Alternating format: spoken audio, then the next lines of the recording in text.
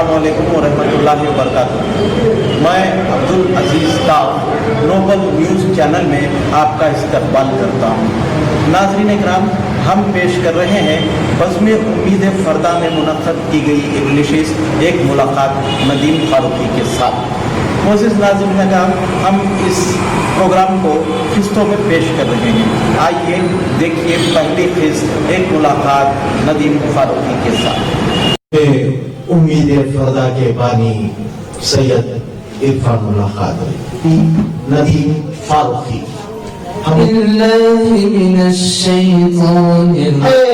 सबका परवरदिगार है, फिर भी वो सच है नाज़रीन इकराम, अस्सलाम वालेकुम व रहमतुल्लाहि व बरकातहू। बज़्म उम्मीद फ़रदा के बानी सैयद इरफानुल्लाह क़ादरी।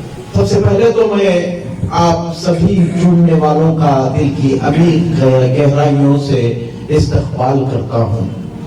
जैसा कि आप जानते हैं कि आज का ये हमारा प्रोग्राम एक मुलाकाती प्रोग्राम है और इस मुलाकाती प्रोग्राम में हमारे मेहमान खास हैं रियासत कर्नाटक के बहुत ही मोतबर शायर और सहाफ़ी नदीम फारूकी। हम उनका दिल की अमीर गहराइयों से इस्तक़बाल करते हैं। हमारे मेहमान खास नदीम फारूकी साहब से अदबन गुजारिश करता हूँ कि वो आए और मसनद नशीन हो जाएं और बहुत ही मोहब्बतों से प्रोग्राम में शरीक हो जाते हैं। मैं बयान करता चलो कि हमारे मेहमान खुसूसी जो आज यहाँ पर तशरीफ लाए हैं उनमें अकमल खान साहब हैं जो बहुत ही अच्छे अदब नवाज हैं। वो यहाँ पर तशरीफ रखते हैं, हम उन्हें शुक्रिया अदा करते हैं और खुशामदीद कहते हैं। इसी तरह मोहम्मद साहब अंसारी अलंज यहाँ पर तशरीफ है, हम उनका भी इस्तक़बाल करते हैं और उन्हें शुक्रिया अदा करते हैं। इसके अलावा सैयद इरफानुल्लाह क़ादरी के फेसबुक पेज के अलावा एक और जगह ये प्रोग्राम नशर हो रहा है, वो है नोबल न्यूज़ चैनल, जो यहाँ पर तशरीफ लाए हैं और रिकवरेज कर रहे हैं। हम उनका बहुत इस्तक़बाल करते हैं और शुक्रिया अदा करते हैं सुहेल पाशा और साकिब जौहर का, जिन्होंने नोबल न्यूज़ चैनल की तरफ से यहाँ आकर ये कवरेज करने का इरादा। बहुत बहुत शुक्रिया। नाज़रीन, आइए शायरी की तरफ चलते हैं। शायरी एक बहुत ही मुश्किल फन है, ये जान जोखिम का काम है। इसे आम लोग बर्दाश्त नहीं कर सकते। जिन तकालीफ को शायर सहता है वो खुद शायर ही जानता है। शायर एक एक शेर के लिए अपने ज़हन दिल का खून जलाता है, बिल्कुल, तब कहीं जाकर एक शेर होता है। शायर ज़बान का मुजाहिद होता है। शायर की अज़मतों को एक फनकार ही समझ सकता है, एक शायर ही समझ सकता है। बहुत अच्छे। इसी मेयार के बहुत ही अच्छे शायर हमारे दरमियान हैं, हमारे मेहमान खास नदीम फारूकी साहब जी। तो आइए हम नदीम फारूकी साहब से गुफ्तगू करते हैं और ये जानने की कोशिश करते हैं कि वो अपना अदबी सफर अब तक कैसे गुजारे हैं और किन तकालीफों को झेला है। और मजीद जानकारी हासिल करने से मैं पहले आपको ये बता दूं कि हमारे मोतबर शायर नदीम फारूकी एक बहुत ही बेबाक सहाफ़ी भी है, जो तकरीबन 50 सालों से अदब की खिदमत करते आ रहे हैं। आइए राज तौर पर उनसे बात करें। नदीम फारूकी साहब, आपका आबाई मुकाम कौन सा है? السلام علیکم وعلیکم السلام ورحمۃ اللہ ڈاکٹر صاحب، میں آپ کے خصوص ناظرین کے مخاطب کر رہا ہوں. جی میرا آبائی مقام رام نگر ہے. یہاں سے بنگلور سے تقریباً 50 کلومیٹر دور رام نگر میرا آبائی وطن ہے. ماشاء اللہ ماشاء اللہ. جی میں وہیں پیدا ہوا، وہیں بڑا ہوا، اور اپنی تقریباً 40 سال عمر وہاں میں نے گزاری. 40 سال کے بعد میں بنگلور منتقل ہوا ہوں. ماشاء اللہ ماشاء اللہ. تو 40 سال تک آپ سرزمین رام نگرم میں رہے. آپ نے اپنی تعلیم و تربیت کہاں حاصل کی؟ جیسا کہ میں نے کہا کہ 40 برس وہاں گزارے تو ظاہر بات ہے میری تعلیم و تربیت وہیں ہوئی ہے. دراصل میں 1973 کے بعد جو ہے کچھ مسائل کی وجہ سے بالکل یہ ایسا رہا کہ میں یکسوئی نہیں رہی میری. تو 1973 کے بعد سے 2002 تک میں مختلف کام انجام دیتا رہا، اور 2002 میں بنگلور کو منتقل ہوا ہوں. تعلیم کے بعد آپ کا ذریعہ معاش کیا رہا؟ جو میں نے تاریخ بتائی آپ کو 1973 اور 2002 کے درمیان جو ہے میں نے کئی کام کیے، چھوٹے موٹے کام کیے، نوکری کی. تجارت تو میرے بس کی بات نہیں تھی، میں نے تجارت نہیں کی. لیکن 1973 میں میرا SSLC ہوا. SSLC کے بعد مجھے حالات ایسے درپیش ہوئے کہ مجھے تعلیم ترک کرنا پڑا. تعلیم ترک کرنے کے بعد تقریباً 10 سال میں چھوٹے موٹے کام کرتا رہا. 10 سال بعد شہر رام نگر میں ایک فارمیسی کالج کا آغاز ہوا، جسے وہاں کے سرپرست جناب حاجی منیر صاحب نے آغاز کیا تھا. تو مجھے وہاں سے داخلہ ملا. تعلیم تقریباً 10 سال ترک کرنے کے بعد دوبارہ اپنے حالات کو سدھارنے کے لیے میں نے ڈپلوما ان فارمیسی کیا. کیا بات ہے، واہ واہ واہ.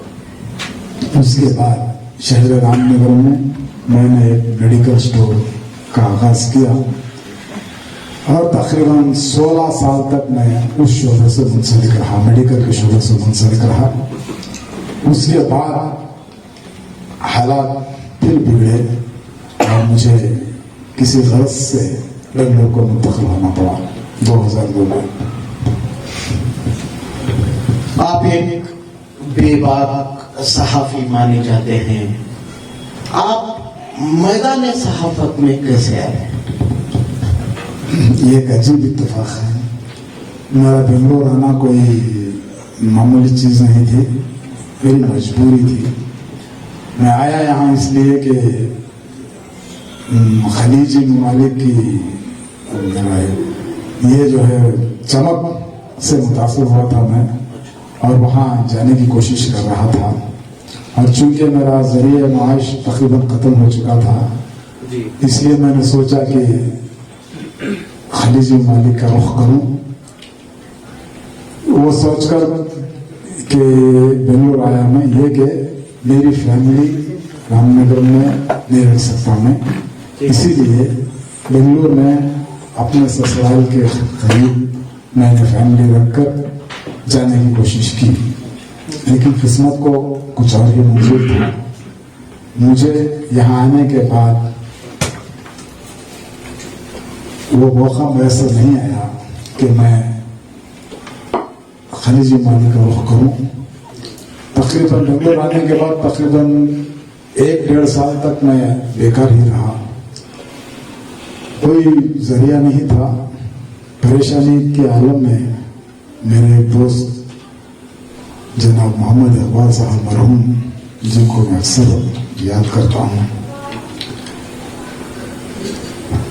انہوں نے مجھے سالار سے متعارف کرایا، اور مجھے اس وقت سالار میں بھائی سب ایڈیٹر کام ملا. ماشاء اللہ. کوئی 2004 کی بات تھی. 2004 से 2020 तक मैं सालार से मुंसलिक रहा। इस दौरान 2016 में मेरी वजीफा याबी भी हुई, लेकिन वजीफा याबी के बाद भी तकरीबन 4 साल तक मैं सालार में काम करता रहा। फिर हालात ने नया रुख इख्तियार किया और मुझे सालार से निकलना पड़ा। मैं सालार से निकल गया और फिलहाल मैं नोबल न्यूज़ चैनल में अपनी खिदमत अंजाम दे रहा हूँ। बस यही कुछ है। बस माशाल्लाह माशाल्लाह। ये कहावत तो मशहूर है कि जब एक दरवाजा बंद होता है तो अल्लाह ताला 70 दरवाजे खोल देता है। बहरकैफ नदीम साहब, आपने इतना सब कुछ बयान किया, लेकिन इन तमाम बातों में शायरी का कहीं जिक्र नहीं था, तो आप शायरी की तरफ कैसे माइल हुए? जैसा कि मैंने आपसे कहा है कि 1973 में मैं एसएलसी पास करने के बाद जरा परेशानी में आ गया था। तो एसएलसी पास करने के बाद मैंने पीयूसी में दाखिला लिया और हिमाकत ये की कि मजमून साइंस का ले लिया। अच्छा। उस वक्त मेरे हालात और साइंस ये दोनों जो मुतजाद चीजें थी, जिसे मेल नहीं खा सके। पहले साल ही जो मुझे तालीम को खैरात कहना पड़ा। अब ये शायरी की बात तो 1973 की बात ही है कि जिस वक्त मैं एसएलसी में पढ़ रहा था, उस वक्त हमारे एक उस्ताद थे हजरत सैयद अब्दुल कुद्दूस शुक्तारी रहमतुल्लाह अलैह कहूँगा मैं उन्हें, जो फारसी के एक अच्छे माने हुए शायर थे। दौरान लेक्चर वो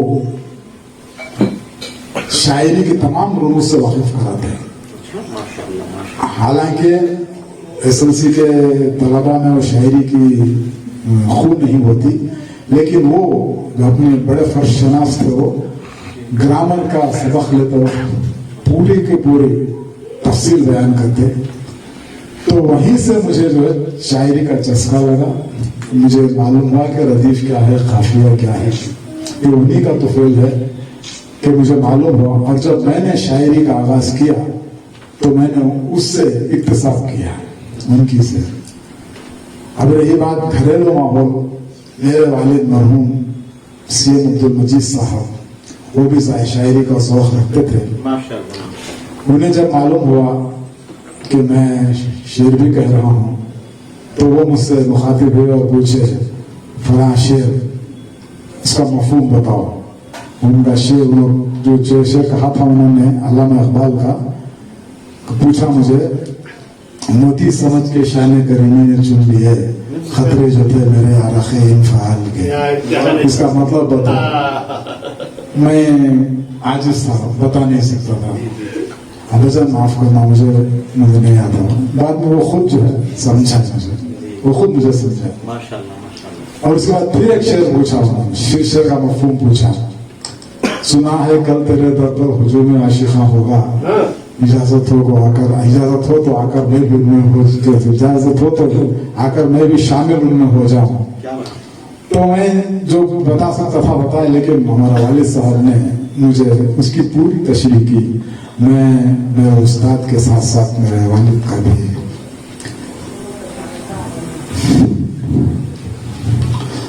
बहुत एहसान होता है।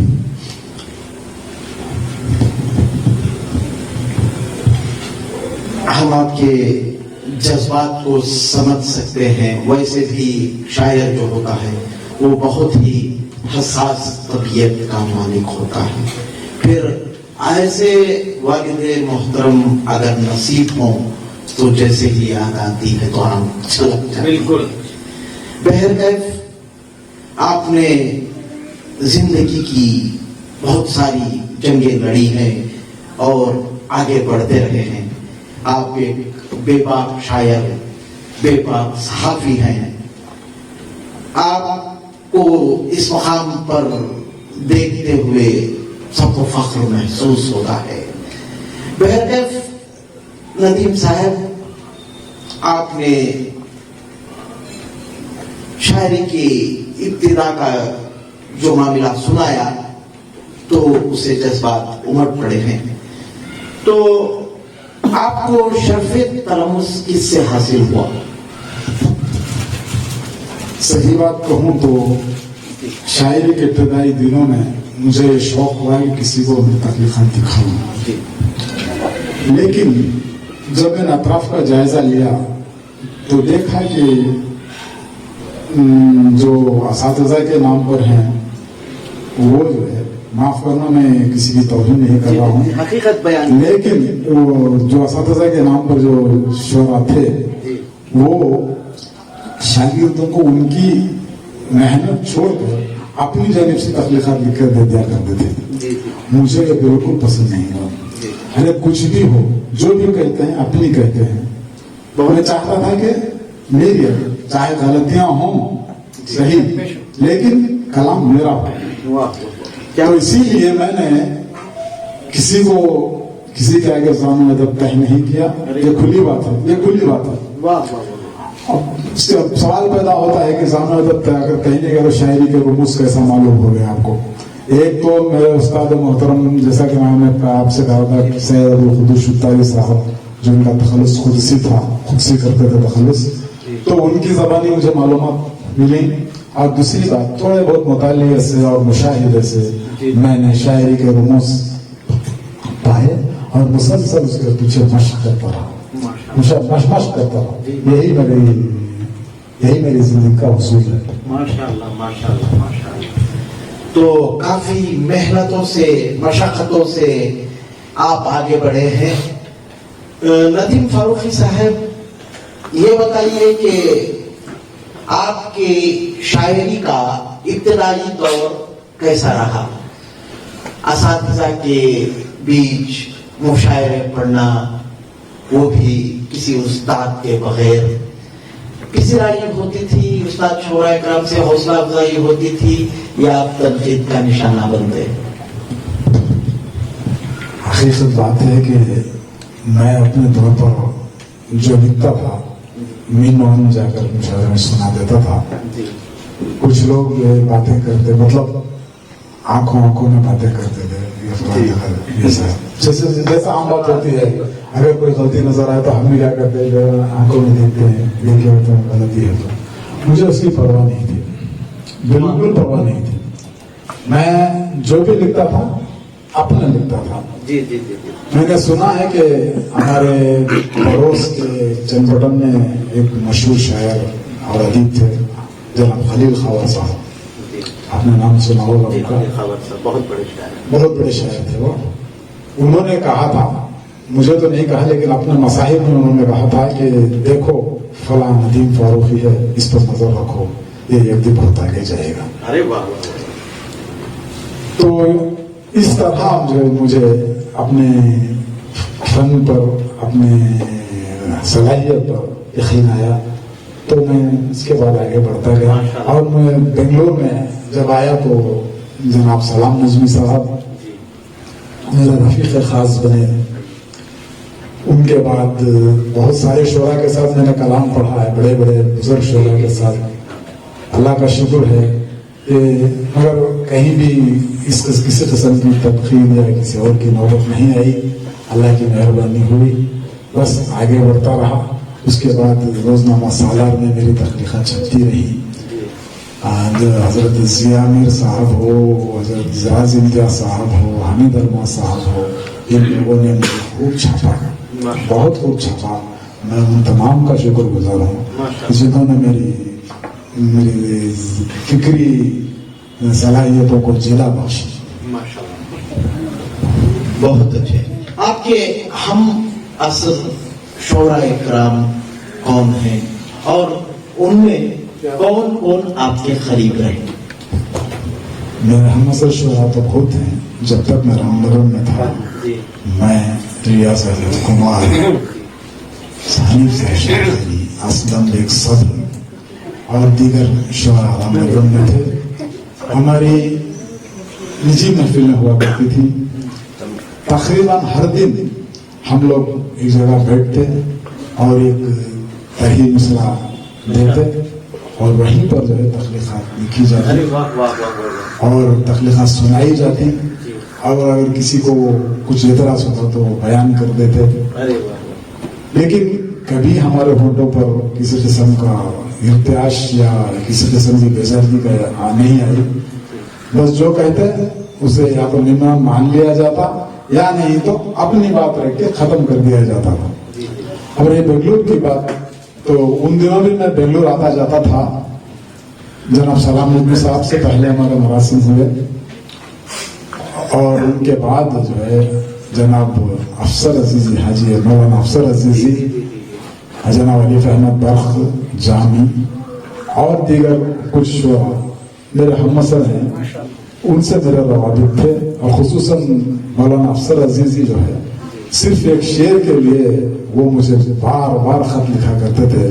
صرف ایک شعر انہیں اتنا بھا گیا تھا کہ میں نہیں کہہ سکتا کہ وہ کیا ہوا. وہ مجھے بار بار خط لکھتے تھے، ندیم صاحب آپ کا وہ شعر، ندیم صاحب آپ کا وہ شعر. وہ شعر میں آپ کو میں سنا دیتا ہوں کہ میں نے کہا تھا کہ طنز کے تیر اسی سمت نہ پھینکو لوگو، طنز کے تیر اسی سمت نہ پھینکو لوگو، میری خاموش طبیعت کا سہارا لے. تو اس شعر سے جو ہے ان کی ہماری دوستی بڑھی اور ماشاءاللہ آج تک جو ہے ان کی ہماری دوستی جاری ہے. بس یہی اور دیگر آپ